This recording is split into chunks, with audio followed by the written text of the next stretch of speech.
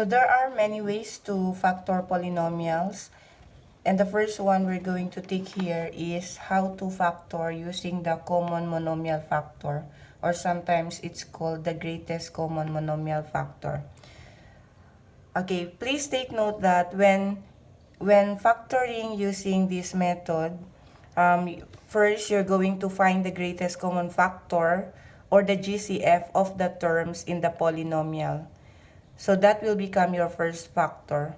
And the second one is you're going to divide each term by the GCF to get the other factor. Okay? So simply first, you need to find the greatest common factor of the terms. That will become your first factor. And the second one, you're going to divide each term by the GCF to get the other factor. Okay, so let's apply this one. Let's apply these two steps in factoring this one. We have 7x squared minus 7y. So, what is common to both, or what is the GCF of these two terms? Okay, so that is 7. We're going to take out 7. So, this will become our first factor. Okay, for these two terms. The second one will be dividing both terms by 7 to get the other factor or the second factor. Okay, so 7x squared minus 7y divided by 7. So what will be left? Okay, that's x squared minus y. So this will become our second factor. First factor, which is 7. This is the GCF of the terms. And the second factor, x squared minus y, is the second factor. How did we get it again? By dividing both terms by the GCF, which is 7. So 7x squared minus 7y, 7x squared minus 7y, after dividing it by the GCF 7, so we can cancel 7, 7, 7. So what is left is x squared minus y. That's why we have this x squared minus y as the second factor. Okay, so we'll proceed now to number 2 example. Okay, let's take now number 2. Let's factor this expression, 8x cubed minus 16x to the 4th power plus 48x to the 7th.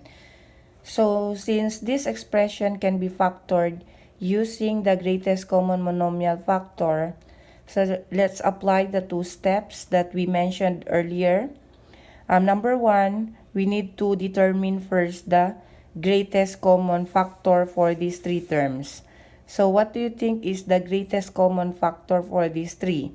Okay, so that is 8x cubed. Okay, GCF is 8x cubed. Okay, so this will become our first factor. So, let's write it here, 8x cubed. So, this time, let's determine the other factor. So, how do we do that? We're going to divide all these terms by the GCF. Okay, so this becomes 8x cubed divided by 8x cubed minus 16x to the 4th power divided by 8x cubed plus 48x to the 7th power divided by 8x cubed. Okay, so 8x cubed divided by 8x cubed, that's 1, minus 16x to the 4th power divided by 8x cubed. So 16 divided by 8, 2. Then, since we subtract by applying these laws of exponent, so x to the 4th divided by x cubed, so that becomes x to the 1 or x only, plus 48 divided by 8, that's 6. Then, we're going to apply the laws of exponent here. in which we subtract this one, 7 minus 3, it's 4. Okay, so the other factor will be 1 minus 2x plus 6x to the fourth power.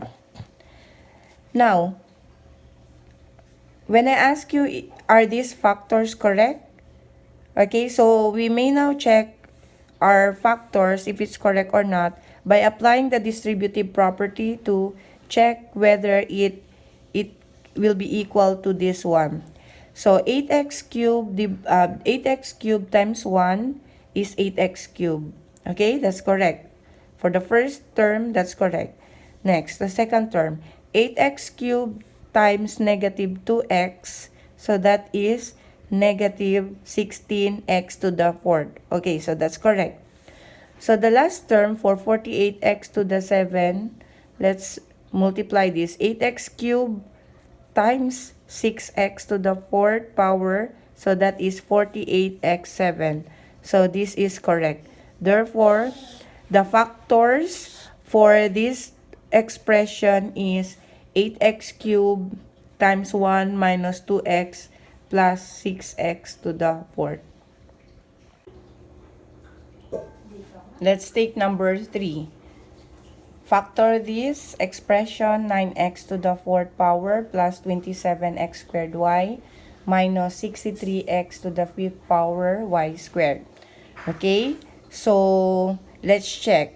Can this be factored by the greatest common monomial factor method? Okay, yes. This can be factored using the common monomial factor. So what do you think is the GCF for this? What is the highest number that you can divide to these three terms? It's 9x x squared. Okay, that's 9x squared. So GCF is 9x x squared. So again, we're going to take it out as our first factor. So this time, we're going to get the second factor or the other factor. So how are we going to do that? Yes, by dividing all these terms by 9x squared. Okay, so 9x to the fourth divided by 9x squared, that is x squared. Okay, after that, we divide 27x squared y by 9x squared. So 27x squared y divided by 9x squared, that is 3y. Right? Okay? And then, we divide 63x to the fifth power y squared by 9x squared. So that will become 7x cubed y squared. So these are the factors of 9x to the fourth power plus 27x squared y minus 63x fifth y squared. So the factors are 9x squared and the other factor is x squared plus 3y minus 7x cubed y squared. Now, let us check if this is correct. So 9x squared times x squared, that's 9x to the fourth power. Next, 9x squared times 3y, 9 times 3, 27. Then, x squared y. We just attach these variables, okay? Then, we have 9x squared times 7, that's 63. Since we have x squared and x cubed here, so that becomes x to the fifth. We are adding the exponents for the same variables. Okay, so still that is under laws of exponent. Since there is no y here, but you have y squared there, so we just attach y squared there. So the answer is correct. So these are the factors for this expression. So this time, let's take another technique in factoring polynomial. So this is called factoring using the difference of two squares. So factoring the difference of two squares class is a special type of factoring problem that is often used in math. Take note that the product of the sum and difference of two numbers is the difference between two squares. That is why we have x plus y times x minus y is equal to x squared minus y squared. So that is the difference of two squares. Okay, so let's take a problem. Let's take a problem to solve, to factor using the difference of two squares. Okay? Please take note that when you are factoring using difference of two squares, you make sure that the first term and the second term are both perfect squares and that the operation sign here is subtraction. Otherwise, you cannot apply this technique to factor this expression. So number one, as you can see, the first term and the second term are both perfect squares and subtraction is the operation sign used. So therefore, we can apply the factoring technique using difference of two squares. So first, we get the square root of x squared, which is x. So we write it like that. Then after that, we get the square root of 36, which is 6. So 6, we write it like that. Then we're going to write the operation sign here, which is sum and difference. So that will be the answer.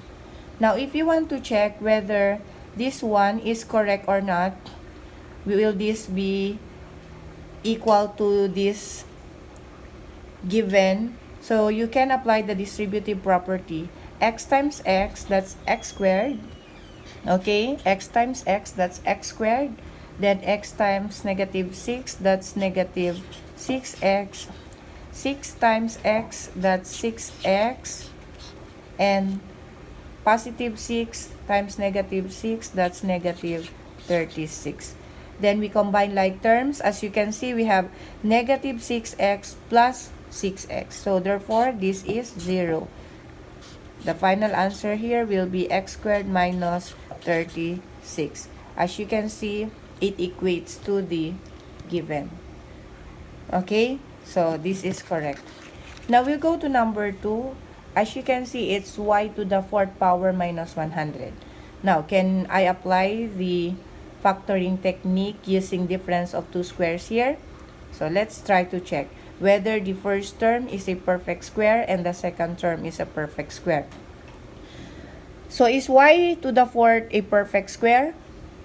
Okay, of course, yes. How about 100? Is it a perfect square? Of course, yes. And is subtraction the operation sign in between? Okay, yes. So again, we're going to get the square root of the first term and the second term. Okay, for the first term, the square root is y squared. Okay, y squared. And for the second term, the square root of 100 is 10. So we'll put here 10, then 10. Okay, and we add the sign, the sum, and difference. So this will be the answer for this number 2. Okay, these are the factors for number 2. Okay, so let's take another example, which is 9 minus m squared. As you can see, both terms are perfect squares and subtraction is the operation sign in between. Therefore, we can apply the factoring technique using the difference of two squares. Okay, so let's get the square root of each term. For 9, the square root of 9 is 3. Okay, that's 3. That's 3. So we write it like this, 3. And the square root of m squared is m. So since this is subtraction, we put the plus and the minus here. That's why it's called the sum and difference of two squares. Okay, so now let us check if these are really the factors for this expression. So let's apply the distributive property. 3 times 3, that's, what's the answer? That's 9. Okay, 3 times negative m, that's negative 3m. Okay, next one is 3 times m, so that's plus 3m, and m times negative m, that's negative m squared. So we're now going to combine like terms. So the only like terms here are 3m, negative 3m, and positive 3m. So they are having opposite signs. So we're going to cancel it, leaving us with 9 minus m squared. So as you can see, the factors result in this answer, which is 9 minus m squared, which is similar to the given expression. So that means our factors are correct. Another factoring technique that we're going to discuss now is this one, getting the factors of quadratic trinomials. Okay, remember that quadratic trinomials is a second degree term with 3 terms. So examples of quadratic trinomials are these expressions here. You have x squared minus 4x minus 12, x squared minus 3x minus 18, and x squared plus 5x minus 6. As you can see, both all these 3 expressions here have second degree term, and these three examples here have 3 terms. Okay, so this time let's learn how to factor this using the technique. Using this technique in factoring quadratic trinomials.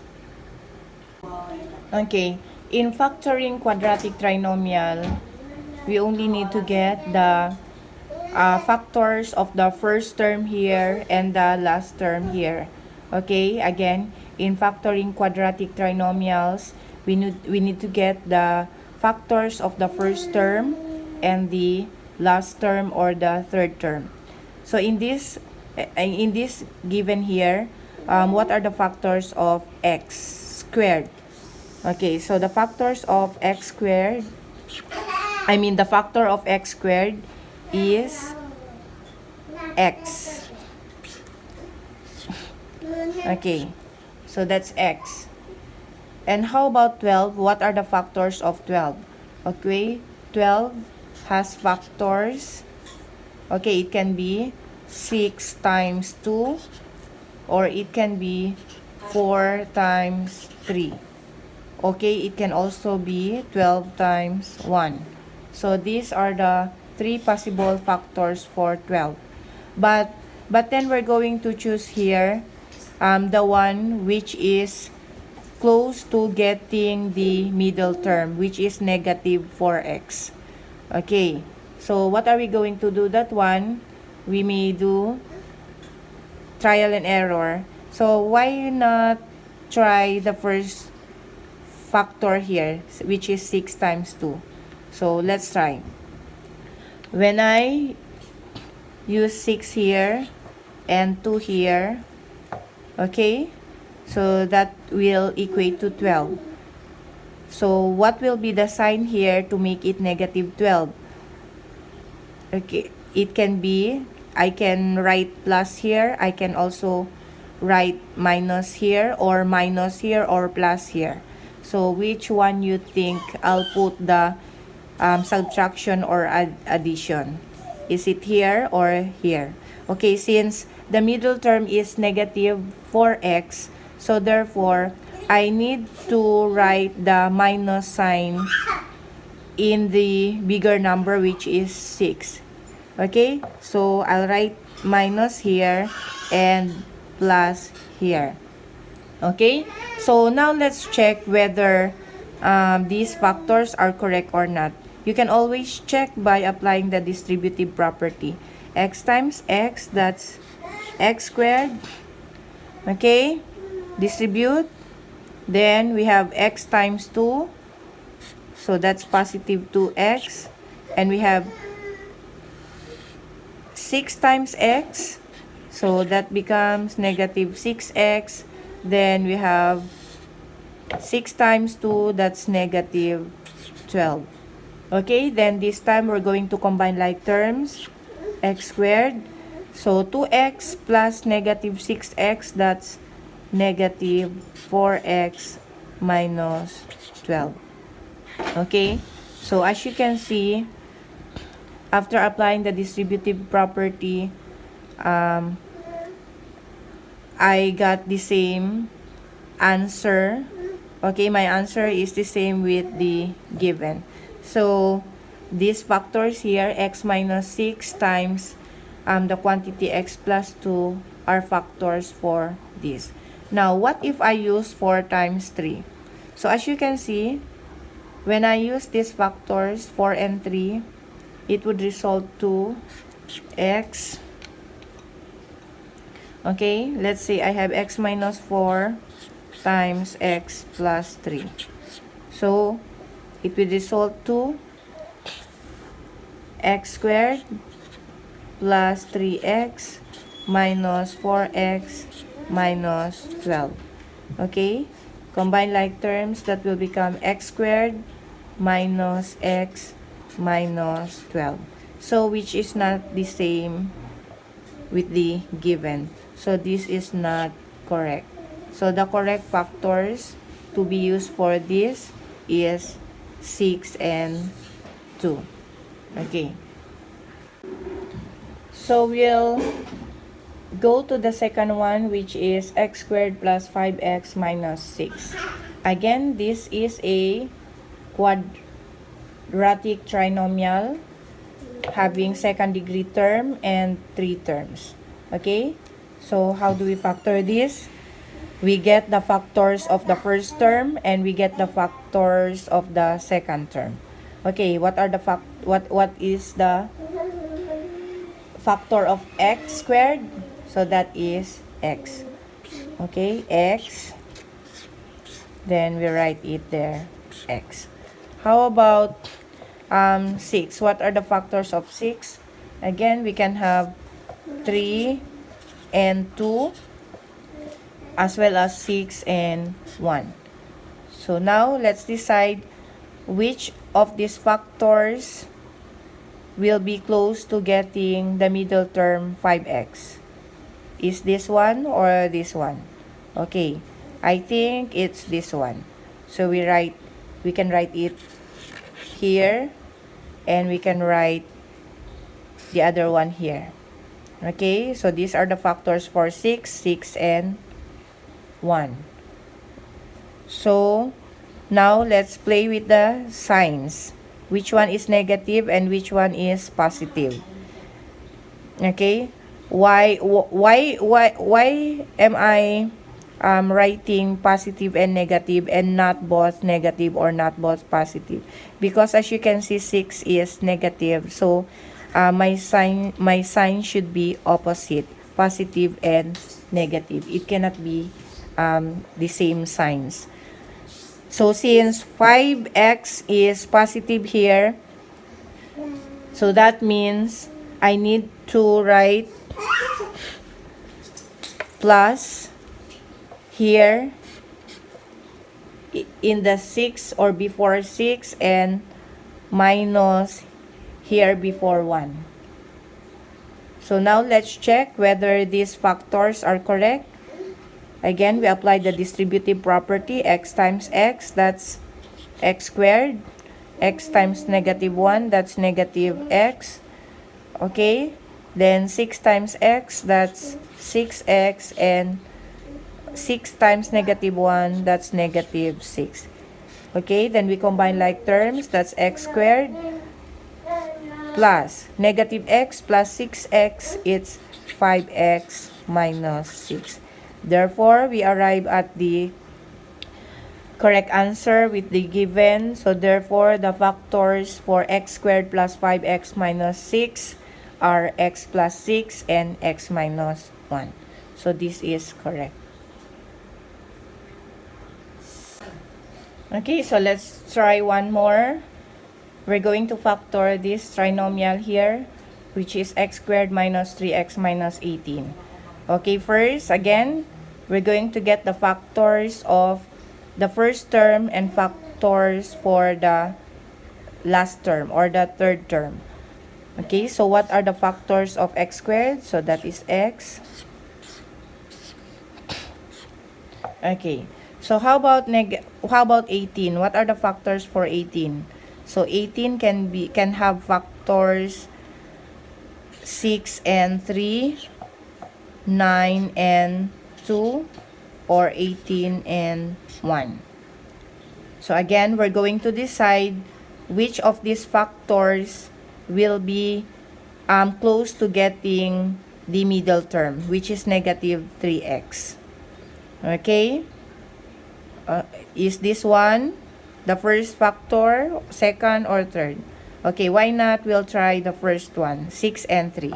I can write 6 here. I can write 3 here. Actually, you can have 6 here, or you can also have 3 here.